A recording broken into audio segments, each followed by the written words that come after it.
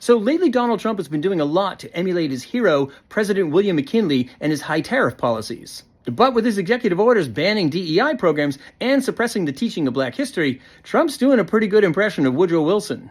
Wilson was a Southerner and a white supremacist, so when he took office in 1913, he was horrified at the number of African Americans that the previous administrations, Roosevelt and Taft, had hired for federal positions.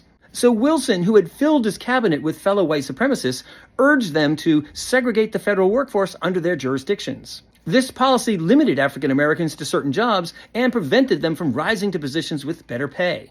Many African Americans didn't get to keep their jobs at all. 15 out of 17 African Americans hired into supervisory positions under Taft were fired. Wilson even became the first president in more than 60 years to appoint a white man ambassador to Haiti, rather than a black man, which had been the tradition going all the way back to Lincoln. You might say that when it came to black workers, Woodrow Wilson was vehemently opposed to diversity, equity, and inclusion.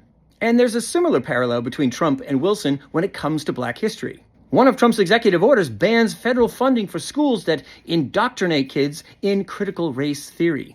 This basically means a ban on the teaching of a full and accurate account of African American history, especially topics like slavery, lynching, and Jim Crow. Back in his day, Wilson wrote books on American history that presented a racist version of black history. He downplayed the significance of slavery and argued that after the Civil War, African Americans revealed themselves to be racially inferior people incapable of voting and holding office. These were the dominant themes in the most racist film ever made in American history, The Birth of a Nation, which Wilson screened in the White House.